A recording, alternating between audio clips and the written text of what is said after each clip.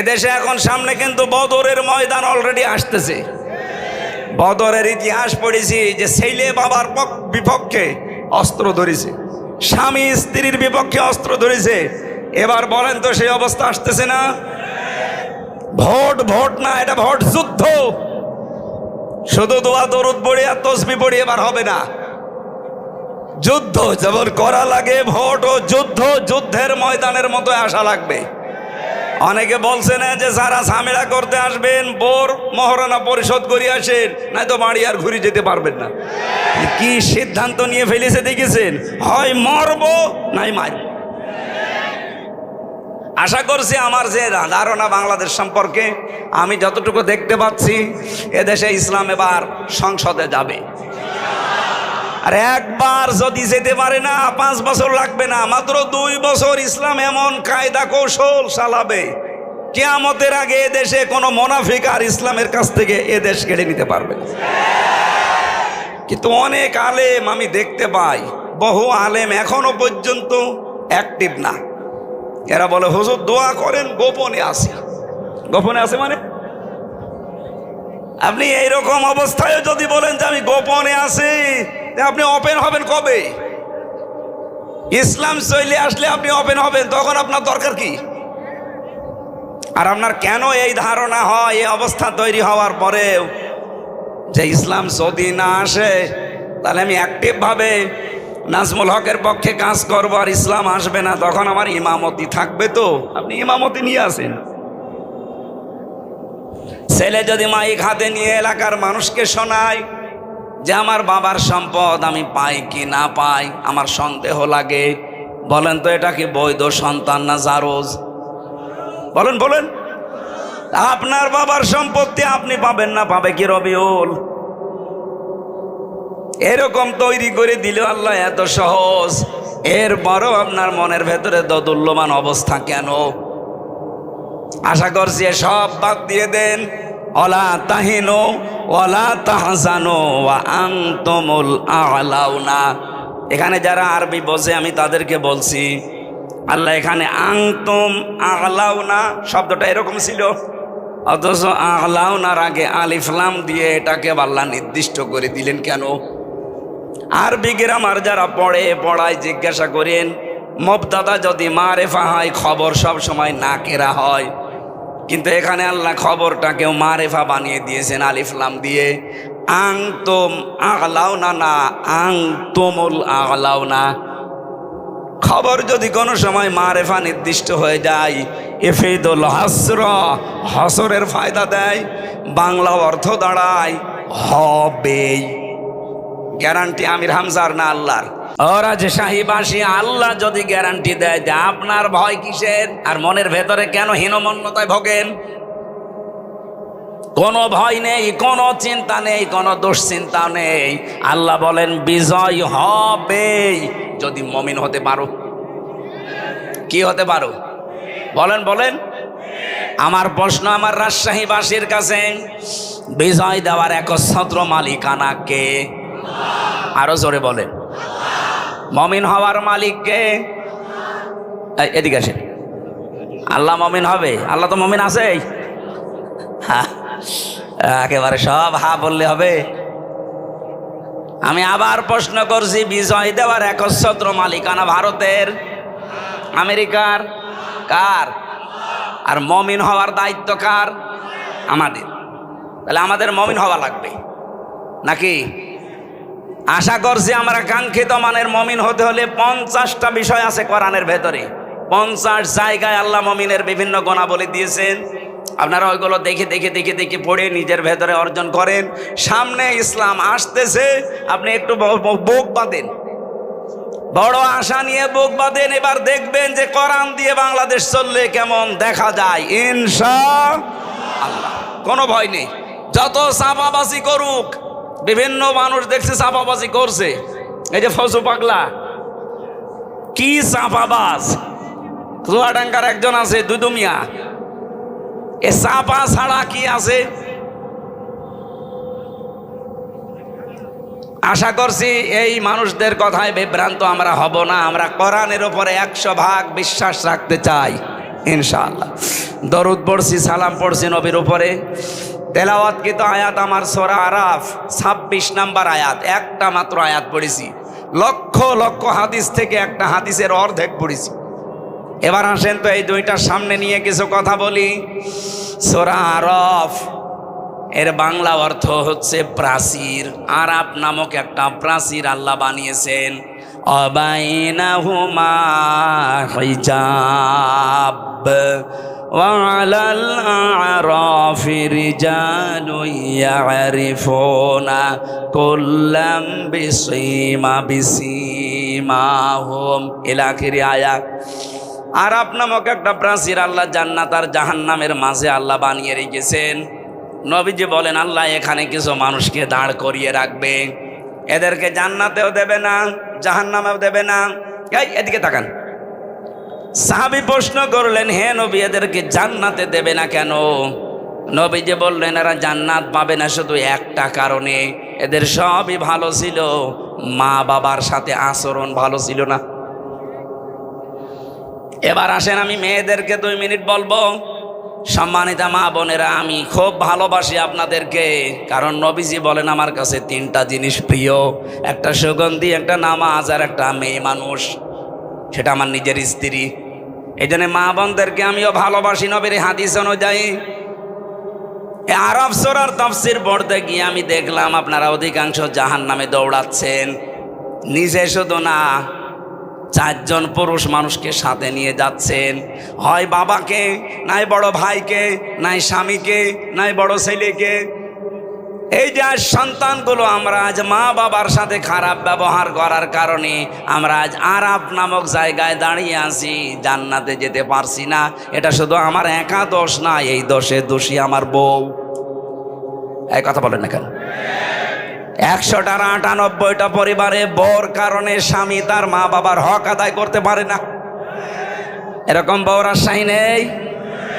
বলেন বলেন। সম্মানিত মা বোনেরা, শুধু মনে করে অনেকে যে নামাজ পড়ি, রোজা রাখি, কালো বোরকা পরি, আমি জান্নাত পাবো না। মানে কে বলেছে আপনাকে?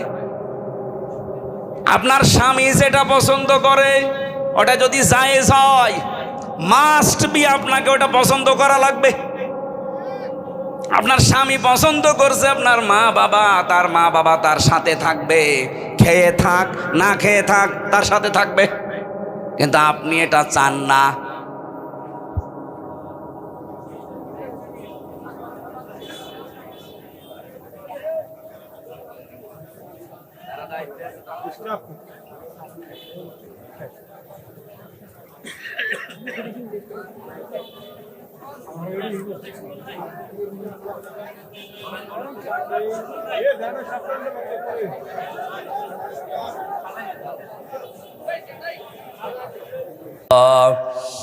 পারিবারিক জীবনে যে সমস্যাগুলো আমরা প্রতিনিয়ত ফেস করছি, যার জন্য হাজারো সংসার ভেঙে যাচ্ছে, হাজারো মানুষ সন্তানগুলো আমরা জাহান্নামী হয়ে যাচ্ছি, জান্নাতে যেতে পারছি না, এগুলো নিয়ে একটা বই লিখিত আছে আমার।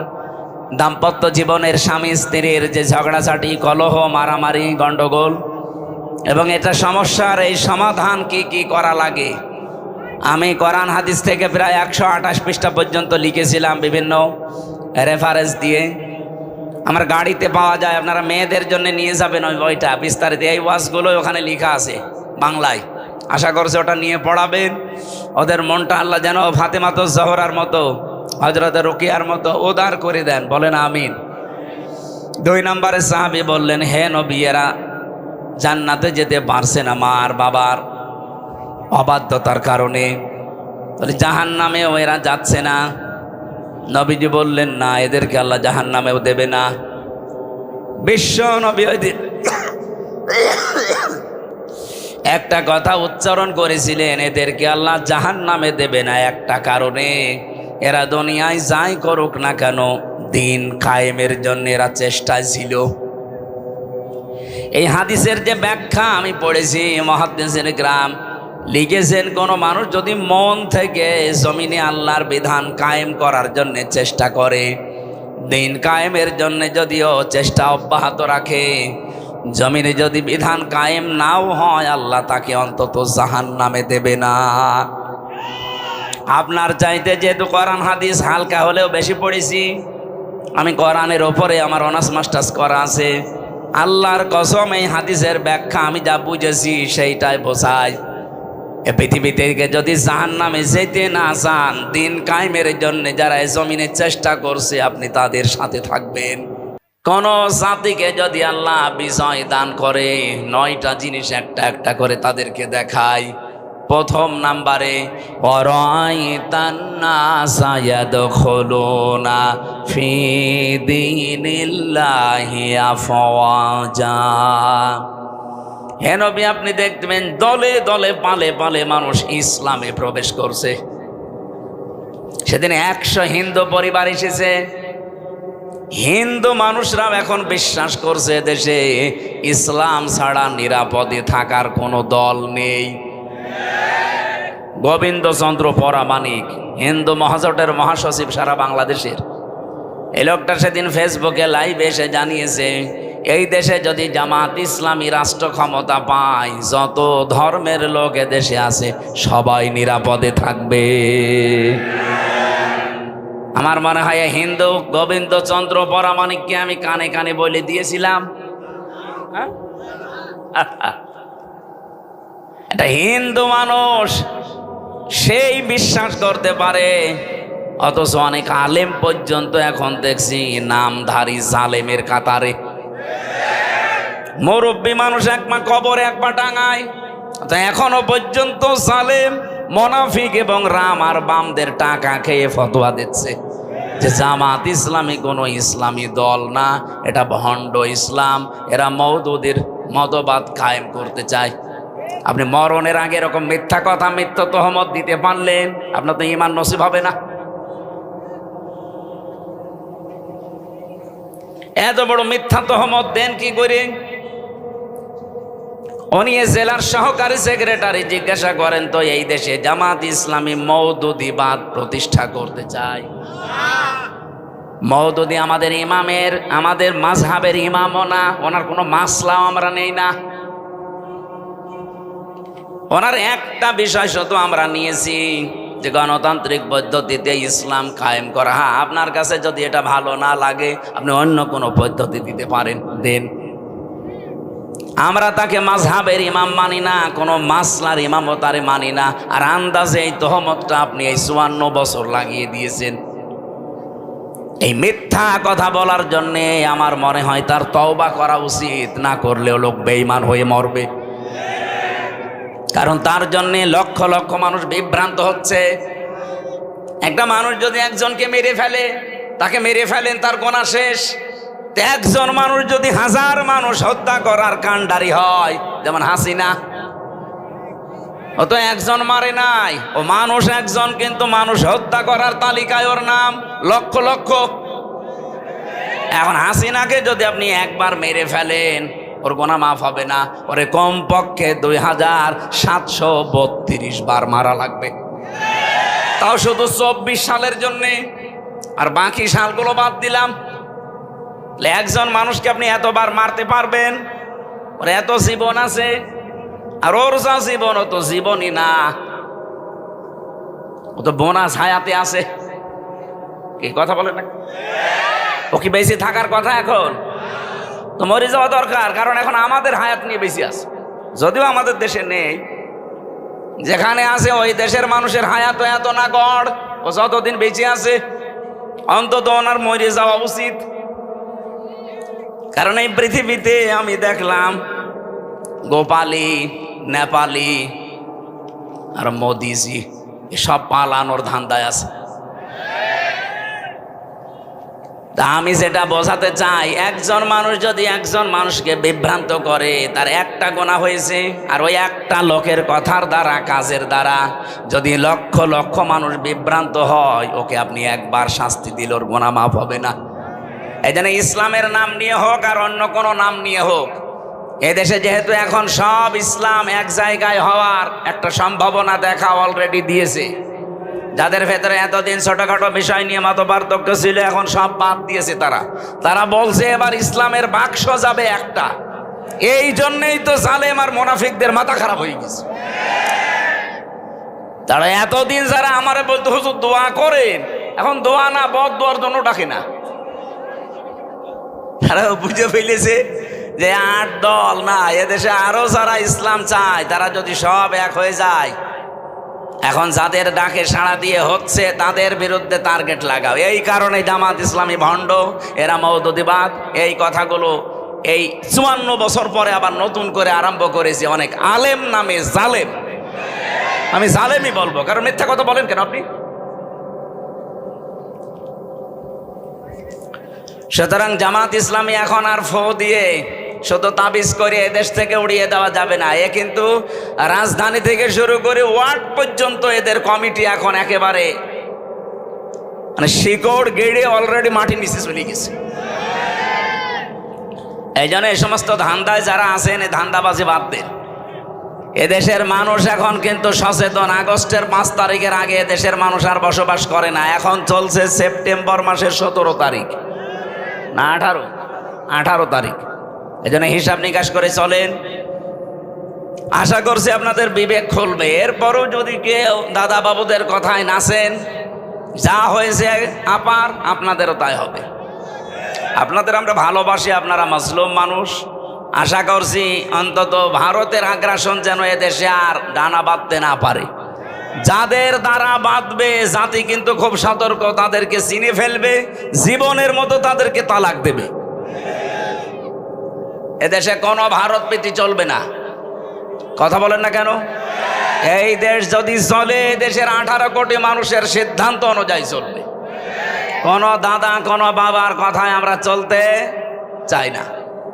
আজকের মাহফিলে আলোচনা রাখলেন সেই খুলনা থেকে এসেছে অনেক কষ্ট করে মাওলানা রবিউল ইসলাম, মাওলানা হোসাইন মাহফুজ। ব্যবস্থাপনায় আছেন আব্দুল্লাহ আল মামুন উজ্জ্বল মাস্টার। ওখানে দাওয়াত দিয়েছিলেন আমার যিনি রওশন আলম নাকি যেন নাম ব্যক্তিটার, রওশন আলম। মঞ্চে বসে আছেন, আপনাদের এলাকার অবশ্যই সম্মানিত, নয়তো এখানে আপনারা চেয়ার দিতেন না। এদের সম্মান আর মর্যাদা কামনা করছি তাদের ঈমান এবং আমল অনুযায়ী। আমি সে কথা বলি, ওখান থেকে একটা শিক্ষা বের করার চেষ্টা চালাই। দেখেন তো কেন ওনাদের আগে সম্মান কামনা করলাম। আল্লাহ রাব্বুল আলামিন জানিয়েছেন, ইয়ারফাউল্লাহুল্লাযীনা আমানু মিনকুম ওয়াল্লাযীনা উতুল ইলমা দারাজাত। তোমাদের ভেতরে যারা ঈমান আনে আর ঈমানের দাবি অনুযায়ী যে মানুষগুলো এলেম অর্জন করে আমল করে, এই 2টা গুণ যাদের ভেতরে আমি দেখতে পাই। ইয়ারফা এটা মজারে, বর্তমান ভবিষ্যৎ, প্রেজেন্ট ফিউচার।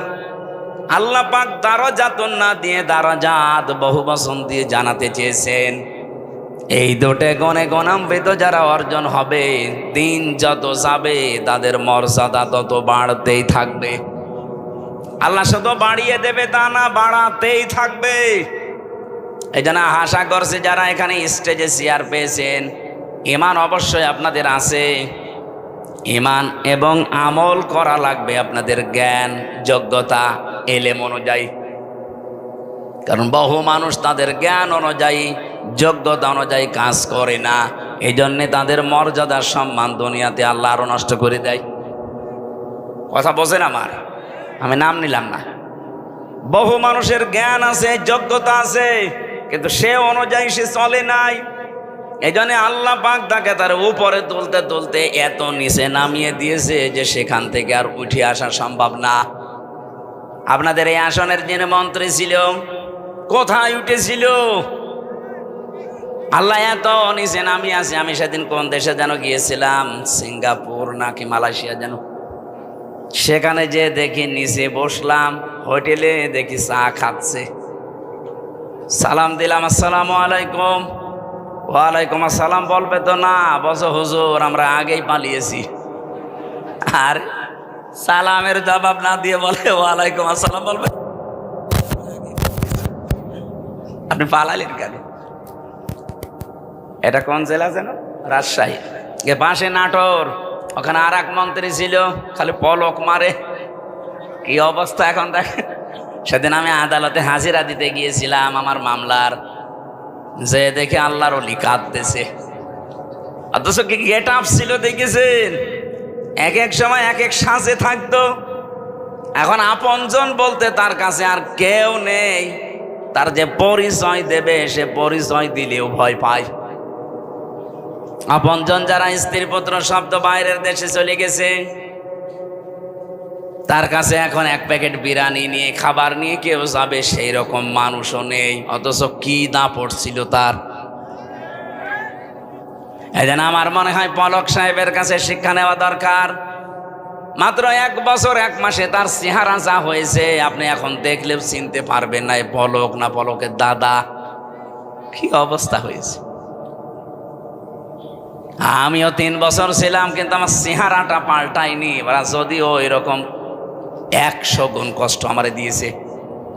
আমার মাথার চুল থেকে পায়ের তালু পর্যন্ত 1 ইঞ্চি জায়গা বাকি নেই যেখানে জালেমরা টর্চার করে নাই। আমার উল্টো করে 11 ঘন্টা টাঙিয়ে রেখেছিল।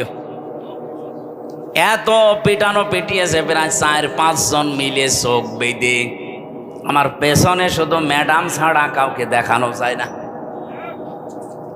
এই যে চেয়ার দিয়েছেন তো ভালো, যদি কাঠের চেয়ার দিয়েছেন বসতে পারতাম না। এত কিছু করার পর অন্তত এখন টিকে আছি। আরো মাত্র 1 বছরে মনে হচ্ছে কব্বরে অর্ধেক চলে গেছে, তাও তো কিছু এখনো টের পাননি।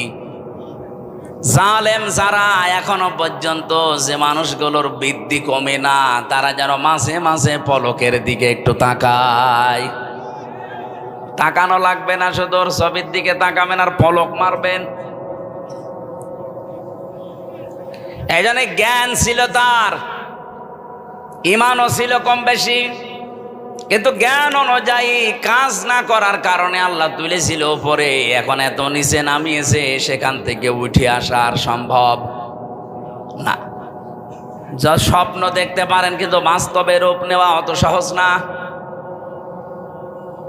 এই জন্য যারা বসে আছেন আশা করছে ইমান আছে এবং জ্ঞানও আছে। এই জ্ঞান অনুযায়ী দুনিয়াতে কাজ করার তৌফিক আল্লাহ তাদের দান করেন, বলেন আমিন।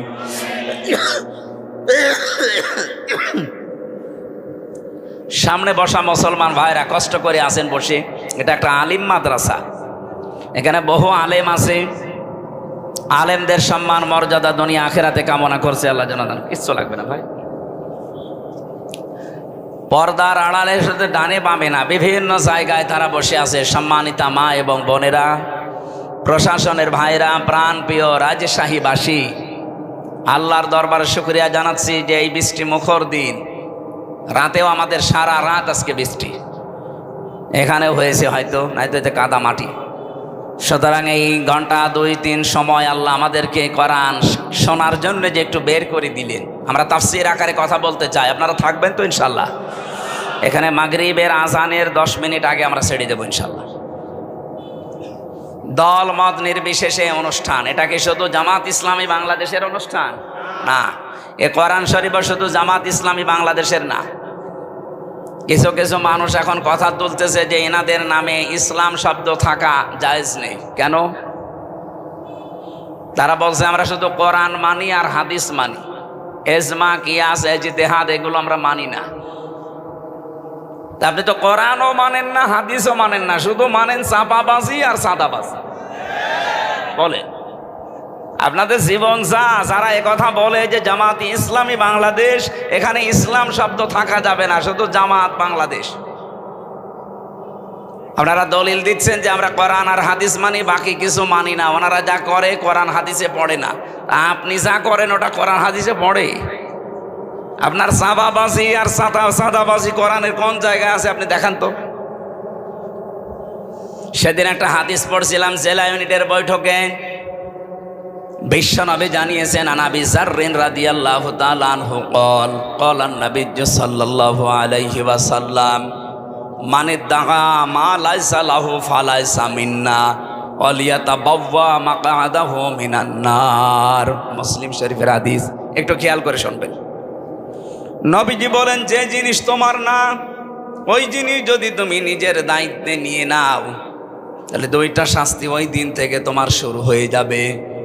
আবার বলছি, যেই জিনিস তোমার না ওইটা যদি নিজের আয়ত্তে তুমি নিয়ে নাও, জোর করে হোক, জবরদস্তি করে হোক, দখল করে হোক, সাদাবাজি করে হোক, যেভাবেই নিজের দায়িত্বে যদি নিয়ে রাখো, ওই দিন থেকে তোমার শাস্তি হবে দুইটা। এক নম্বরে ফালা জামিন না, আমি নবী বললাম তুমি আমার উম্মত আর নেই। একজন বলছে সুবহানাল্লাহ। নবীজি বলছে ফালাই জামিন না, তুমি আর উম্মত নেই। বলেন তো, ইহুদিরা নবীর উম্মত, খ্রিস্টানরা উম্মত, হিন্দুরা উম্মত, বৌদ্ধরা উম্মত। ওরা মারা গেলে জানাজা হয়, বলেন বলেন। তাহলে যেই মুসলমান দাবি করে নবীর উম্মত থেকে খারিজ হয়ে গেল, তাহলে ওর জানাজা পড়ে কবরে দিয়ে কি লাভ হবে? আপনি তো নবীর উম্মতই নেই। যদিও ভাষাটা একটু কড়া হয়ে যাচ্ছে, বাস্তবতা এটাই।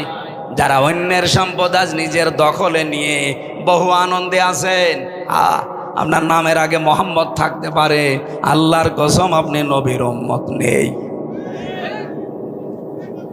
এবার আপনি এই হাদিসের এই প্রথম অংশ অনুযায়ী বলেন, বাংলাদেশে এরকম মানুষ আছে না নেই? বলেন বলেন, নাম ধরবো।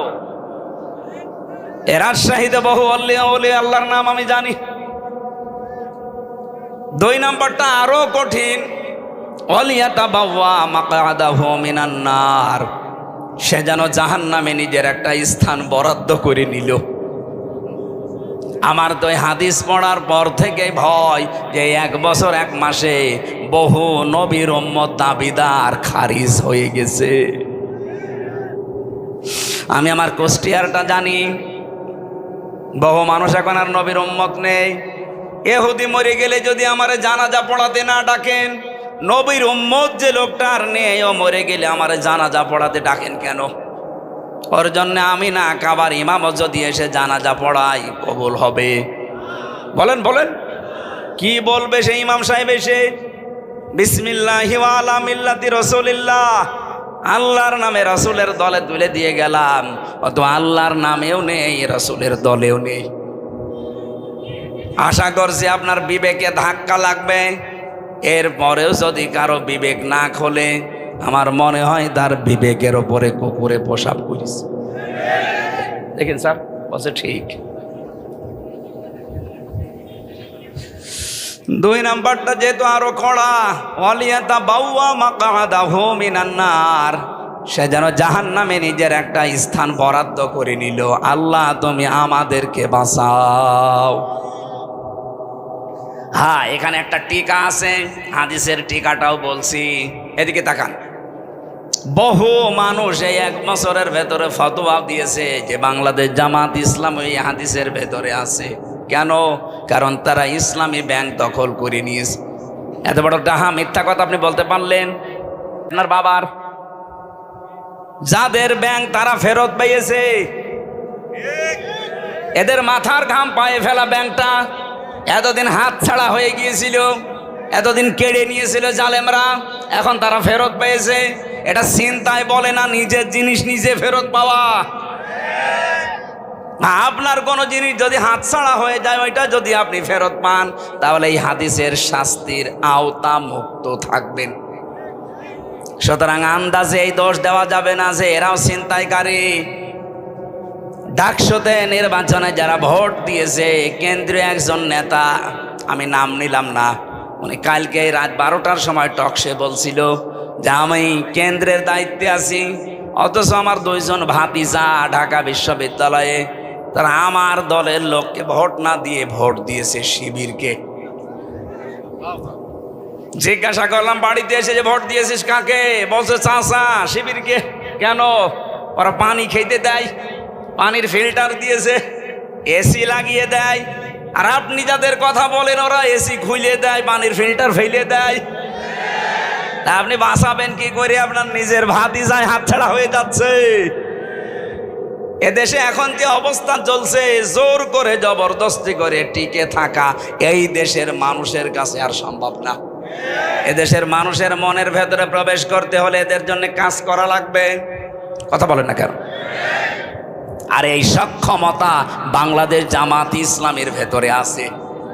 কারণ এই দল করতে হলে আপনাকে জামাত কর্মী হওয়ার আগে সমাজকর্মী হওয়া লাগবে। আন্দাজে উড়িয়ে এসে জুড়ে বসে আমি জামাতের নেতা হবে না, আপনাকে আগে জামাত কর্মী দাবি করলে সমাজকর্মী হওয়া লাগবে।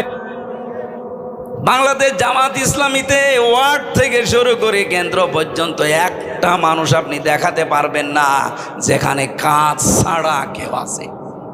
ও যদি রাস্তা ঝাড়ু দেওয়া হয় তাও কাজ করে খায়, আর কাজ করে খেলে প্রতি মাসে যদি 15,000 টাকা উপায় হয়, 100 টাকার 5 টাকা তারা এমনিতেই জামাত ইসলামকে দান করবে। এটা জোর করা না, জবরদস্তি করা না, তার নিজের ইচ্ছায় সে দিয়ে আসবে। যার যেভাবে ইনকাম তাকে ওইভাবে দেওয়া লাগবে। কেউ যদি 1 লাখ টাকা উপায় করে মাসে, তারও 100 টাকায় 5 টাকা। আমার যেমন দেওয়া লাগে আপনারও দেওয়া লাগবে। অন্য কোনো দলের এই সিস্টেম আমি পাইনি। আপনি যদি দেখাতে পারেন চলেন আমারে নিয়ে দেখান। আপনারা যে আন্দাজে এক ফতোয়া দেন যে এরাও চাঁদাবাজি করে, এরা এত টাকা পায় কোথায়, আপনি আসেন আমার সাথে, আপনাকে আমি একেবারে পাই টু পাই দেখাবো যে টাকা আসে কোত্থেকে। এদের নামে 1 বছর 1 মাস পার হয়ে গেল, একটা চাঁদাবাজির মামলা নেই সারা বাংলাদেশে। আপনি কি করেন কি?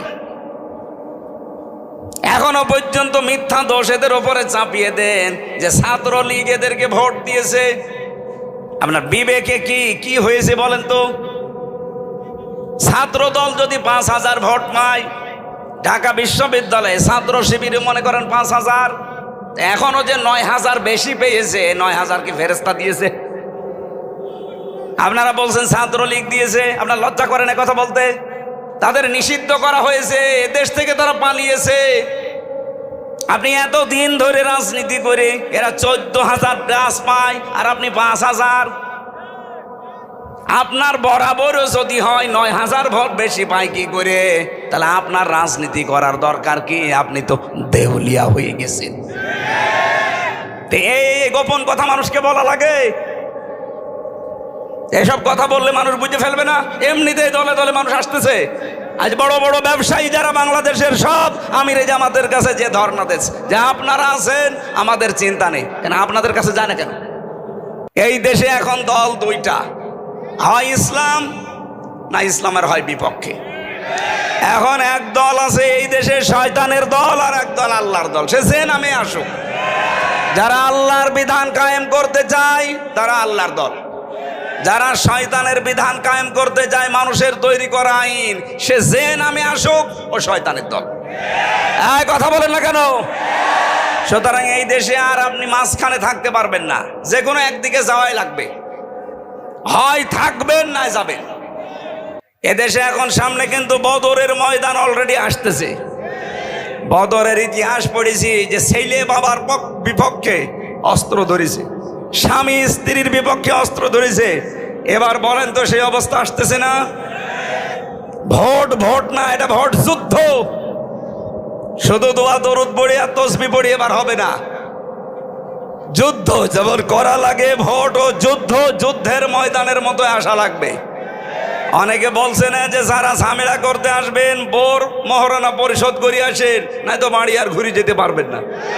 কি সিদ্ধান্ত নিয়ে ফেলেছে দেখেছেন? হয় মরবো নাই মারব। আশা করছি আমার যে ধারণা বাংলাদেশ সম্পর্কে, আমি যতটুকু দেখতে পাচ্ছি, এদেশে ইসলাম এবার সংসদে যাবে। আর একবার যদি যেতে পারে না, 5 বছর লাগবে না, মাত্র 2 বছর ইসলাম এমন কায়দা কৌশল চালাবে, কিয়ামতের আগে এদেশে কোনো মুনাফিক আর ইসলামের কাছ থেকে এদেশ কেড়ে নিতে পারবে না। কিন্তু অনেক আলেম আমি দেখতে পাই, বহু আলেম এখনো পর্যন্ত অ্যাক্টিভ না। এরা বলে হুজুর দোয়া করেন, গোপনে আছে। গোপনে আছে মানে? আপনি এইরকম অবস্থায় যদি বলেন যে আমি গোপনে আছি, আপনি ওপেন হবেন কবে? ইসলাম চলে আসলে আপনি ওপেন হবেন, তখন আপনার দরকার কি? আর আপনার কেন এই ধারণা হয় এই অবস্থা তৈরি হওয়ার পরেও যে ইসলাম যদি না আসে তাহলে আমি অ্যাক্টিভভাবে নাজমুল হকের পক্ষে কাজ করবো আর ইসলাম আসবে না, তখন আমার ইমামতি থাকবে? তো আপনি ইমামতি নিয়ে আসেন। ছেলে যদি মাইক হাতে নিয়ে এলাকার মানুষকে শোনায় যে আমার বাবার সম্পদ আমি পাই কি না পাই আমার সন্দেহ লাগে। বলেন তো এটা কি বৈধ সন্তান না জারজ? বলেন বলেন, আপনার বাবার সম্পত্তি আপনি পাবেন না, পাবে কি রবিউল? এরকম তৈরি করে দিল আল্লাহ এত সহজ, এরপরও আপনার মনের ভেতরে দোদুল্যমান অবস্থা কেন? আশা করছি সব বাদ দিয়ে দেন। ওয়ালা তাহিনু ওয়ালা তাহজানু ওয়া আনতুমুল আ'লাউনা। এখানে যারা আরবি বোঝে আমি তাদেরকে বলছি, আল্লাহ এখানে আনতুম আ'লাউনা শব্দটা এরকম ছিল, অথচ আ'লাউনার আগে আলিফ লাম দিয়ে এটাকে আল্লাহ নির্দিষ্ট করে দিলেন কেন? আরবি গ্রামার যারা পড়ায় জিজ্ঞাসা করেন, মুবতাদা যদি মারেফা হয় খবর সব সময় নাকেরা হয়, কিন্তু এখানে আল্লাহ খবরটাকেও মারেফা বানিয়ে দিয়েছেন আলিফ লাম দিয়ে। আনতুম আ'লাউনা না আনতুমুল আ'লাউনা। খবর যদি কোনো সময় মারেফা নির্দিষ্ট হয়ে যায় ইফিদুল হাসর, হসরের ফায়দা দেয়, বাংলা অর্থ দাঁড়ায় হবেই। গ্যারান্টি আমির হামজার না আল্লাহর? ওরা যে শাহীবাসী, আল্লাহ যদি গ্যারান্টি দেয় যে আপনার ভয় কিসের? আর মনের ভেতরে কেন হীনমন্যতায় ভোগেন? কোনো ভয় নেই, কোনো চিন্তা নেই, কোনো দুশ্চিন্তা নেই। আল্লাহ বলেন বিজয় হবেই যদি মুমিন হতে পারো। কি হতে পারো? বলেন বলেন। আমার প্রশ্ন আমার রাজশাহীবাসীর কাছে, বিজয় দেওয়ার একচ্ছত্র মালিকানা কে? আরো জোরে বলেন। মুমিন হওয়ার মালিক কে? এদিকে আসেন। আল্লাহ মুমিন হবে? আল্লাহ তো মুমিন আছে। একেবারে সব হা বললে হবে? আমি আবার প্রশ্ন করছি, বিজয় দেওয়ার একচ্ছত্র মালিকানা ভারতের, আমেরিকার, কার? আর মুমিন হওয়ার দায়িত্ব কার? আমাদের। তাহলে আমাদের মুমিন হওয়া লাগবে নাকি? আশা করছি আমরা কাঙ্ক্ষিত মানের মুমিন হতে হলে 50টা বিষয় আছে কোরআনের ভেতরে। 50 জায়গায় আল্লাহ মুমিনের বিভিন্ন গুণাবলী দিয়েছেন। আপনারা ওইগুলো দেখে দেখে দেখে দেখে পড়ে নিজের ভেতরে অর্জন করেন। সামনে ইসলাম আসতেছে, আপনি একটু বুক বাঁধেন, বড় আশা নিয়ে বুক বাঁধেন। এবার দেখবেন যে কোরআন দিয়ে বাংলাদেশ চললে কেমন দেখা যায় ইনশাআল্লাহ। কোনো ভয় নেই। যত চাপাবাজি করুক, বিভিন্ন মানুষ দেখছে চাপাবাজি করছে, এই যে ফজু পাগলা কি চাপাবাজ, চুয়াডাঙ্গার একজন আছে দুদুমিয়া, এ চাপা ছাড়া কি আছে? আশা করছি এই মানুষদের কথায় বিভ্রান্ত আমরা হব না। আমরা কোরআনের উপরে 100% বিশ্বাস রাখতে চাই ইনশাআল্লাহ। দরুদ পড়ছি, সালাম পড়ছি নবীর উপরে। তেলাওয়াতকৃত আয়াত আমার সূরা আরাফ 26 নম্বর আয়াত, একটা মাত্র আয়াত পড়েছি। লক্ষ লক্ষ হাদিস থেকে একটা হাদিসের অর্ধেক পড়েছি। এবার আসেন তো এই দুইটার সামনে নিয়ে কিছু কথা বলি। সূরা আরাফ এর বাংলা অর্থ হচ্ছে প্রাচীর। আরাফ নামক একটা প্রাচীর আল্লাহ বানিয়েছেন। অবাইনাহুমা হিজাব وعلى الأعراف رجال يعرفون كلا بسيماهم إلى آخر آيات। আরাফ নামক একটা প্রাচীর আল্লাহ জান্নাত আর জাহান্নামের মাঝে আল্লাহ বানিয়ে রেখেছেন। নবীজি বলেন আল্লাহ এখানে কিছু মানুষকে দাঁড় করিয়ে রাখবে, এদেরকে জান্নাতেও দেবে না জাহান্নামেও দেবে না। এদিকে তাকান। সাহাবী প্রশ্ন করলেন, হে নবী এদেরকে জান্নাতে দেবে না কেন? নবীজি বললেন এরা জান্নাত পাবে না শুধু একটা কারণে, এদের সবই ভালো ছিল, মা বাবার সাথে আচরণ ভালো ছিল না। এবার আসেন আমি মেয়েদেরকে 2 মিনিট বলবো। সম্মানিতা মা বোনেরা, আমি খুব ভালোবাসি আপনাদেরকে, কারণ নবীজি বলেন আমার কাছে 3টা জিনিস প্রিয়, একটা সুগন্ধি, একটা নামাজ, আর একটা মেয়ে মানুষ, সেটা আমার নিজের স্ত্রী। এই জন্য মা বোনদেরকে আমিও ভালোবাসি নবীর হাদিস অনুযায়ী। আরাফ সূরার তাফসীর পড়তে গিয়ে আমি দেখলাম আপনারা অধিকাংশ জাহান্নামে দৌড়াচ্ছেন। নিজে শুধু না, 4 জন পুরুষ মানুষকে সাথে নিয়ে যাচ্ছেন, হয় বাবাকে, নাই বড় ভাইকে, নাই স্বামীকে, নাই বড় ছেলেকে। এই যে আজ সন্তানগুলো আমরা আজ মা বাবার সাথে খারাপ ব্যবহার করার কারণে আমরা আজ আরাফ নামক জায়গায় দাঁড়িয়ে আছি, জান্নাতে যেতে পারছি না। এটা শুধু আমার একা দোষ না, এই দোষে দোষী আমার বউ। এই কথা বলেন না কেন? 100টার 98টা পরিবারে বউর কারণে স্বামী তার মা বাবার হক আদায় করতে পারে না। এরকম বউর আশাই নেই? বলেন বলেন। সম্মানিত মা বোনেরা, শুধু মনে করে অনেকে যে নামাজ পড়ি, রোজা রাখি, কালো বোরকা পরি, আমি জান্নাত পাবো না। মানে কে বলেছে আপনাকে? আপনার স্বামী যেটা পছন্দ করে ওটা যদি জায়েজ হয়, মাস্ট বি আপনাকে ওটা পছন্দ করা লাগবে। আপনার স্বামী পছন্দ করছে আপনার মা বাবা, তার মা বাবা তার সাথে থাকবে, খেয়ে থাক না খেয়ে থাক তার সাথে থাকবে। কিন্তু আপনি এটা চান না।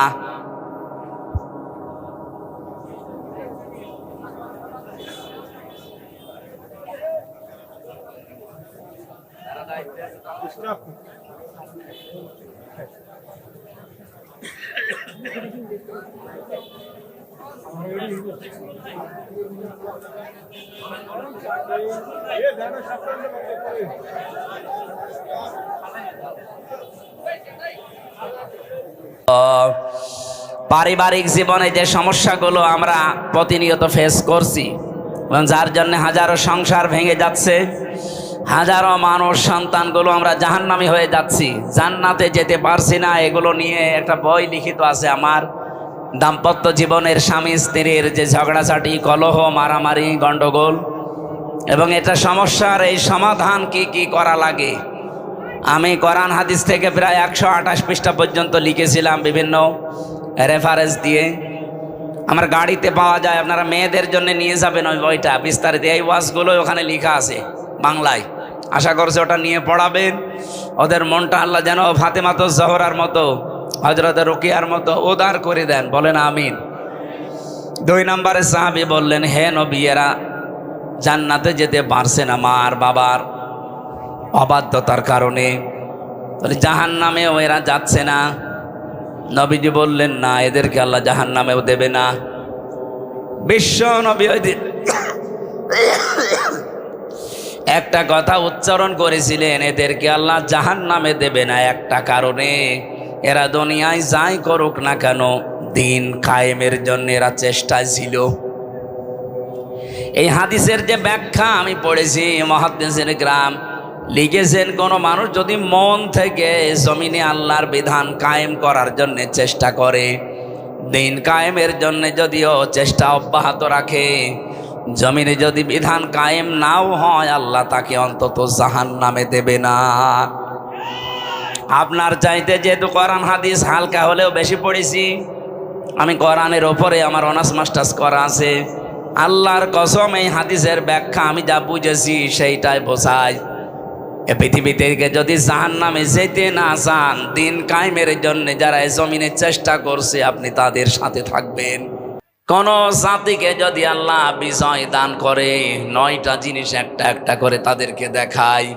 প্রথম নাম্বারে, ওয়ারাইতান নাসা ইয়াদখুলুনা ফি দীনিল্লাহি আফওয়াজা। হে নবী, আপনি দেখবেন দলে দলে পালে পালে মানুষ ইসলামে প্রবেশ করছে। সেদিন 100 হিন্দু পরিবার এসেছে। হিন্দু মানুষরাও এখন বিশ্বাস করছে দেশে ইসলাম ছাড়া নিরাপদে থাকার কোনো দল নেই। গোবিন্দচন্দ্র পরামানিক, হিন্দু মহাজোটের মহাসচিব সারা বাংলাদেশের, এই লোকটা সেদিন ফেসবুকে লাইভ এসে জানিয়েছে, এই দেশে যদি জামাত ইসলামী রাষ্ট্র ক্ষমতা পায়, যত ধর্মের লোক এদেশে আছে সবাই নিরাপদে থাকবে। আমার মনে হয় হিন্দু গোবিন্দচন্দ্র পরামানিককে আমি কানে কানে বলে দিয়েছিলাম। এটা হিন্দু মানুষ, সেই বিশ্বাস করতে পারে, অথচ অনেক আলেম পর্যন্ত এখন দেখছি নামধারী জালেমের কাতারে। মুরব্বী মানুষ একমা কবরে একবার টাঙায়, তো এখনো পর্যন্ত জালেম, মুনাফিক এবং রাম আর বামদের টাকা খেয়ে ফতোয়া দিচ্ছে। যে জামাত ইসলামী কোনো ইসলামী দল না, এটা ভণ্ড ইসলাম, এরা মওদুদির মতবাদ কায়েম করতে চায়। আপনি মরণের আগে এরকম মিথ্যা কথা, মিথ্যা তহমত দিতে পারলেন, আপনার তো ঈমান নসিব হবে না। এত বড় মিথ্যা তহমত দেন কি করে? উনি জেলার সহকারী সেক্রেটারি, জিজ্ঞাসা করেন তো এই দেশে জামাত ইসলামী মওদুদিবাদ প্রতিষ্ঠা করতে চায়। মওদুদি আমাদের ইমামের, আমাদের মাযহাবের ইমামও না, ওনার কোনো মাসলাও আমরা নেই না। ওনার একটা বিষয় শুধু আমরা নিয়েছি, যে গণতান্ত্রিক পদ্ধতিতে ইসলাম কায়েম করা। হ্যাঁ, আপনার কাছে যদি এটা ভালো না লাগে আপনি অন্য কোনো পদ্ধতি দিতে পারেন, দেন। আমরা তাকে মাযহাবের ইমাম মানি না, কোনো মাসলার ইমামও তারে মানি না। আর আন্দাজে এই তহমতটা আপনি এই 54 বছর লাগিয়ে দিয়েছেন। এই মিথ্যা কথা বলার জন্যে আমার মনে হয় তার তওবা করা উচিত, না করলেও লোক বেঈমান হয়ে মরবে। কারণ তার জন্যে লক্ষ লক্ষ মানুষ বিভ্রান্ত হচ্ছে। একটা মানুষ যদি একজনকে মেরে ফেলে, তাকে মেরে ফেলেন, তার গোনা শেষ। একজন মানুষ যদি 1000 মানুষ হত্যা করার কাণ্ডারি হয়, যেমন হাসিনা, ও তো একজন মারে নাই, ও মানুষ একজন, কিন্তু মানুষ হত্যা করার তালিকায় ওর নাম লক্ষ লক্ষ। এখন হাসিনাকে যদি আপনি একবার মেরে ফেলেন, ওর গোনা মাফ হবে না, ওরে কমপক্ষে 2732 বার মারা লাগবে, তাও শুধু 24 সালের জন্যে, আর বাকি সালগুলো বাদ দিলাম। একজন মানুষকে আপনি এতবার মারতে পারবেন? ওর এত জীবন আছে, আর ওর যা জীবন ও তো জীবনই না, ও তো বোনাস হায়াতে আছে। কি কথা বলেন না? ও কি বেশি থাকার কথা? এখন তো মরে যাওয়া দরকার, কারণ এখন আমাদের হায়াত নিয়ে বেশি আছে। যদিও আমাদের দেশে নেই, যেখানে আছে ওই দেশের মানুষের হায়াত এত না গড়, ও যতদিন বেঁচে আছে অন্তত ওনার মরে যাওয়া উচিত। কারণ এই পৃথিবীতে আমি দেখলাম গোপালী, নেপালি আর মোদিজি এসব পালানোর ধান্দায় আছে। তা আমি যেটা বোঝাতে চাই, একজন মানুষ যদি একজন মানুষকে বিভ্রান্ত করে, তার একটা গোনা হয়েছে। আর ওই একটা লোকের কথার দ্বারা, কাজের দ্বারা যদি লক্ষ লক্ষ মানুষ বিভ্রান্ত হয়, ওকে আপনি একবার শাস্তি দিলে ওর গোনা মাফ হবে না। এই জন্য ইসলামের নাম নিয়ে হোক আর অন্য কোনো নাম নিয়ে হোক, এদেশে যেহেতু এখন সব ইসলাম এক জায়গায় হওয়ার একটা সম্ভাবনা দেখা অলরেডি দিয়েছে। যাদের ভেতরে এতদিন ছোটখাটো বিষয় নিয়ে মত পার্থক্য ছিল, এখন সব বাদ দিয়েছে। তারা বলছে এবার ইসলামের বাক্স যাবে একটা। এই জন্যই তো জালেম আর মুনাফিকদের মাথা খারাপ হয়ে গেছে। তারা এতদিন যারা আমারে বলতো হুজুর দোয়া করেন, এখন দোয়া না বদ দোয়ার জন্য ডাকে না। তারা বুঝে ফেলেছে যে 8 দল না, এদেশে আরো যারা ইসলাম চায় তারা যদি সব এক হয়ে যায়, এখন যাদের ডাকে সাড়া দিয়ে হচ্ছে তাদের বিরুদ্ধে টার্গেট লাগাও। এই কারণে জামাত ইসলামী ভণ্ড, এরা মওদুদিবাদ, এই কথাগুলো এই 54 বছর পরে আবার নতুন করে আরম্ভ করেছে অনেক আলেম নামে জালেম। আমি জালেমই বলবো, কারণ মিথ্যা কথা বলেন কেন আপনি? সুতরাং জামাত ইসলামী এখন আর ফো দিয়ে শুধু তাবিজ করে এদেশ থেকে উড়িয়ে দেওয়া যাবে না। এ কিন্তু রাজধানী থেকে শুরু করে ওয়ার্ড পর্যন্ত এদের কমিটি এখন একেবারে মানে শিকড় গেড়ে অলরেডি মাটি নিচে চলে গেছে। এই জন্য এই সমস্ত ধান্দায় যারা আছেন, এই ধান্দাবাজি বাদ দেন। এদেশের মানুষ এখন কিন্তু সচেতন। আগস্টের 5 তারিখের আগে এদেশের মানুষ আর বসবাস করে না। এখন চলছে সেপ্টেম্বর মাসের 17 তারিখ না 18 তারিখ। এই জন্য হিসাব নিকাশ করে চলেন। আশা করছি আপনাদের বিবেক খুলবে। এরপরও যদি কেউ দাদা বাবুদের কথায় নাচেন, যা হয়েছে আপার আপনাদেরও তাই হবে। আপনাদের আমরা ভালোবাসি, আপনারা মুসলিম মানুষ। আশা করছি অন্তত ভারতের আগ্রাসন যেন এদেশে আর ডানা বাঁধতে না পারে। যাদের দ্বারা বাঁধবে জাতি কিন্তু খুব সতর্ক, তাদেরকে চিনে ফেলবে, জীবনের মতো তাদেরকে তালাক দেবে। এদেশে কোনো ভারত প্রীতি চলবে না। কথা বলেন না কেন? এই দেশ যদি চলে, দেশের 18 কোটি মানুষের সিদ্ধান্ত অনুযায়ী চলবে। কোনো দাদা কোনো বাবার কথায় আমরা চলতে চাই না। আজকের মাহফিলে আলোচনা রাখলেন সেই খুলনা থেকে এসেছে অনেক কষ্ট করে মাওলানা রবিউল ইসলাম, মাওলানা হোসাইন মাহফুজ। ব্যবস্থাপনায় আছেন আব্দুল্লাহ আল মামুন উজ্জ্বল মাস্টার। ওখানে দাওয়াত দিয়েছিলেন আমার যিনি রওশন আলম নাকি যেন নাম ব্যক্তিটার, রওশন আলম। মঞ্চে বসে আছেন আপনাদের এলাকার অবশ্যই সম্মানিত, নয়তো এখানে আপনারা চেয়ার দিতেন না। এদের সম্মান আর মর্যাদা কামনা করছি তাদের ঈমান এবং আমল অনুযায়ী। আমি সে কথা বলি ওখান থেকে একটা শিক্ষা বের করার চেষ্টা চালাই। দেখেন তো কেন ওনাদের আগে সম্মান কামনা করলাম। আল্লাহ রাব্বুল আলামিন জানিয়েছেন ইয়ারফাউল্লাহুল্লাযীনা আমানু মিনকুম ওয়াল্লাযীনা উতুল ইলমা দারাজাত। তোমাদের ভেতরে যারা ঈমান আনে আর ঈমানের এই দাবি অনুযায়ী যে মানুষগুলো এলেম অর্জন করে আমল করে, এই দুইটা গুণ যাদের ভেতরে আমি দেখতে পাই। ইয়ারফা এটা মজারে, বর্তমান ভবিষ্যৎ, প্রেজেন্ট ফিউচার। আল্লাহ পাক দারাজাতুন না দিয়ে দারাজাত বহু বচন দিয়ে জানাতে চেয়েছেন। এই দুটো গুণে গুণান্বিত যারা অর্জন হবে, দিন যত যাবে তাদের মর্যাদা তত বাড়তেই থাকবে। আল্লাহ শুধু বাড়িয়ে দেবে তা না, বাড়াতেই থাকবে। এই জন্য আশা করছি যারা এখানে স্টেজে চেয়ার পেয়েছেন, ঈমান অবশ্যই আপনাদের আছে। ঈমান এবং আমল করা লাগবে আপনাদের জ্ঞান যোগ্যতা এলেম অনুযায়ী। কারণ বহু মানুষ তাদের জ্ঞান অনুযায়ী যোগ্যতা অনুযায়ী কাজ করে না, এই জন্যে তাদের মর্যাদার সম্মান দুনিয়াতে আল্লাহ আরো নষ্ট করে দেয়। কথা বোঝেন আমার, আমি নাম নিলাম না। বহু মানুষের জ্ঞান আছে, যোগ্যতা আছে, কিন্তু সে অনুযায়ী সে চলে নাই। এই জন্য আল্লাহ পাক তাকে তার উপরে তুলতে তুলতে এত নিচে নামিয়ে দিয়েছে যে সেখান থেকে আর উঠে আসা সম্ভব না। আপনাদের এই আসনের যিনি মন্ত্রী ছিল কোথায় উঠেছিল? আল্লাহ এত নিচে নামিয়ে আছে। আমি সেদিন কোন দেশে যেন গিয়েছিলাম, সিঙ্গাপুর নাকি মালয়েশিয়া যেন, সেখানে যে দেখি নিচে বসলাম হোটেলে, দেখি চা খাচ্ছে। সালাম দিলাম, আসসালামু আলাইকুম। ওয়ালাইকুম আসসালাম বলবে তো না, বলছো হুজুর আমরা আগেই পালিয়েছি। আর সালামের জবাব না দিয়ে বলে ওয়ালাইকুম আসসালাম বলবে। আপনি পালালেন কেন? এটা কোন জেলা যেন? রাজশাহী। এ পাশে নাটোর, ওখানে আর এক মন্ত্রী ছিল, খালি পলক মারে। কি অবস্থা এখন দেখেন। সেদিন আমি আদালতে হাজিরা দিতে গিয়েছিলাম আমার মামলার, যে দেখে আল্লাহর ওলি কাঁদতেছে। অথচ কি গেট আপ ছিল দেখেছেন? এক এক সময় এক এক সাজে থাকতো। এখন আপনজন বলতে তার কাছে আর কেউ নেই।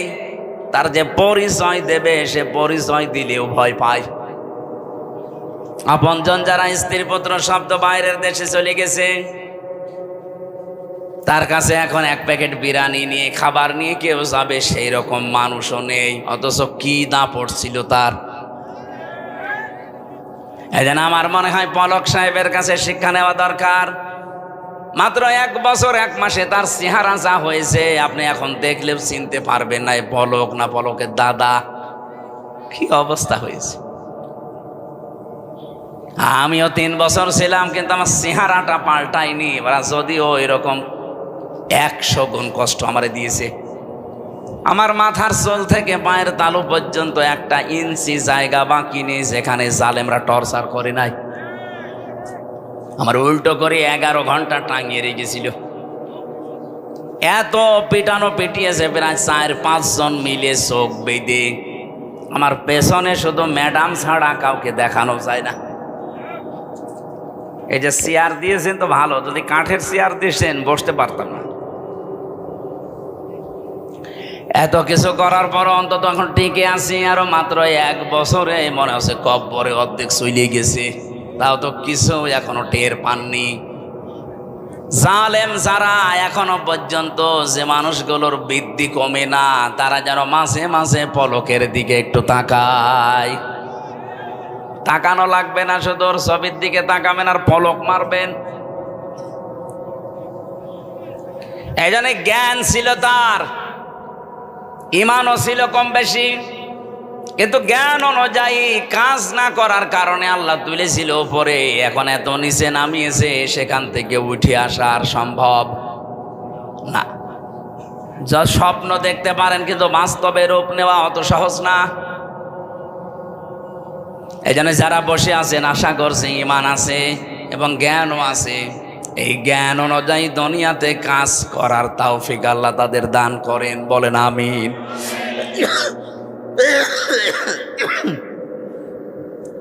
সামনে বসা মুসলমান ভাইরা কষ্ট করে আছেন বসে, এটা একটা আলিম মাদ্রাসা, এখানে বহু আলেম আছে। আলেমদের সম্মান মর্যাদা দুনিয়া আখেরাতে কামনা করছে আল্লাহ যেন দান। কিচ্ছু লাগবে না ভাই, পর্দার আড়ালে শুধু ডানে বামে না, বিভিন্ন জায়গায় তারা বসে আছে। সম্মানিতা মা এবং বোনেরা, প্রশাসনের ভাইরা, প্রাণ প্রিয় রাজশাহীবাসী, আল্লাহর দরবারে শুকরিয়া জানাচ্ছি যে এই বৃষ্টি মুখর দিন, রাতেও আমাদের সারা রাত আজকে বৃষ্টি, এখানেও হয়েছে হয়তো, নয়তো এতে কাদা মাটি। সুতরাং এই ঘন্টা 2-3 সময় আল্লাহ আমাদেরকে কোরআন শোনার জন্য যে একটু বের করে দিলেন, আমরা তাফসীর আকারে কথা বলতে চাই, আপনারা থাকবেন তো ইনশাল্লাহ? এখানে মাগরিবের আজানের 10 মিনিট আগে আমরা ছেড়ে দেবো ইনশাল্লাহ। দল মত নির্বিশেষে অনুষ্ঠান, এটা কি শুধু জামাত ইসলামী বাংলাদেশের অনুষ্ঠান না, এ কোরআন শরীফ শুধু জামাত ইসলামী বাংলাদেশের না। কিছু কিছু মানুষ এখন কথা তুলতেছে যে এনাদের নামে ইসলাম শব্দ থাকা জায়েজ নেই। কেন? তারা বলছে আমরা শুধু কোরআন মানি আর হাদিস মানি, এজমা কিয়াস ইজতিহাদ এগুলো আমরা মানি না। তা আপনি তো কোরআনও মানেন না, হাদিসও মানেন না, শুধু মানেন চাপাবাজি আর সাদাবাজি। বলেন আপনাদের জীবন যারা একথা বলে যে জামাত ইসলামী বাংলাদেশ, এখানে ইসলাম শব্দ থাকা যাবে না, শুধু জামাত বাংলাদেশ। আপনারা দলিল দিচ্ছেন যে আমরা কোরআন আর হাদিস মানি, বাকি কিছু মানি না। ওনারা যা করে কোরআন হাদিসে পড়ে না, আপনি যা করেন ওটা কোরআন হাদিসে পড়ে। আপনার চাঁদাবাজি আর সাদাবাজি কোরআনের কোন জায়গায় আছে আপনি দেখান তো। সেদিন একটা হাদিস পড়ছিলাম জেলা ইউনিটের বৈঠকে, বিশ্বনবী জানিয়েছেন আনাবি যাররিন রাদিয়াল্লাহু তাআলা আনহু قال قال النبي صلى الله عليه وسلم من ادعى ما ليس له فليس منا وليتبوأ مقعده من النار। মুসলিম শরীফের হাদিস, একটু খেয়াল করে শুনবেন। নবীজি বলেন যে জিনিস তোমার না, ওই জিনিস যদি তুমি নিজের দায়িত্বে নিয়ে নাও, তাহলে 2টা শাস্তি ওই দিন থেকে তোমার শুরু হয়ে যাবে। আবার বলছি, যেই জিনিস তোমার না ওইটা যদি নিজের আয়ত্তে তুমি নিয়ে নাও, জোর করে হোক, জবরদস্তি করে হোক, দখল করে হোক, সাদাবাজি করে হোক, যেভাবেই নিজের দায়িত্বে যদি নিয়ে রাখো, ওই দিন থেকে তোমার শাস্তি হবে 2টা। 1 নম্বরে ফালাইসা মিন্না, আমি নবী বললাম তুমি আমার উম্মত আর নেই। একজন বলছে সুবহানাল্লাহ। নবীজি বলছে ফালাইসা মিন্না, তুমি আর উম্মত নেই। বলেন তো, ইহুদিরা নবীর উম্মত, খ্রিস্টানরা উম্মত, হিন্দুরা উম্মত, বৌদ্ধরা উম্মত, ওরা মারা গেলে জানাজা হয়। বলেন বলেন, তাহলে যেই মুসলমান দাবি করে নবীর উম্মত থেকে খারিজ হয়ে গেল, তাহলে ওর জানাজা পড়ে কবরে দিয়ে কি লাভ হবে? আপনি তো নবীর উম্মতই নেই। যদিও ভাষাটা একটু কড়া হয়ে যাচ্ছে, বাস্তবতা এটাই। যারা অন্যের সম্পদ আজ নিজের দখলে নিয়ে বহু আনন্দে আছেন, আপনার নামের আগে মোহাম্মদ থাকতে পারে, আল্লাহর কসম আপনি নবীর উম্মত নেই। এবার আপনি এই হাদিসের এই প্রথম অংশ অনুযায়ী বলেন, বাংলাদেশে এরকম মানুষ আছে না নেই? বলেন বলেন, নাম ধরবো। রাজশাহীতে বহু অলিয়া আল্লাহর নাম আমি জানি। 2 নম্বরটা আরো কঠিন, ওয়ালিয়াতাবাওয়া মাকআদাহু মিনান নার, সে যেন জাহান্নামে নিজের একটা স্থান বরাদ্দ করে নিল। আমার তো এই হাদিস পড়ার পর থেকে ভয় যে 1 বছর 1 মাসে বহু নবীর উম্মত দাবিদার খারিজ হয়ে গেছে। আমি আমার কুষ্টিয়ারটা জানি, বহু মানুষ এখন আর নবীর উম্মত নেই। ইহুদি মরে গেলে যদি আমারে জানাজা পড়াতে না ডাকেন, নবীর উম্মত যে লোকটা আর নেই, ও মরে গেলে আমার জানাজা পড়াতে ডাকেন কেন? ওর জন্য আমি না কাবার ইমামও যদি এসে জানাজা পড়াই কবুল হবে? বলেন বলেন, কি বলবে সেই ইমাম সাহেব এসে?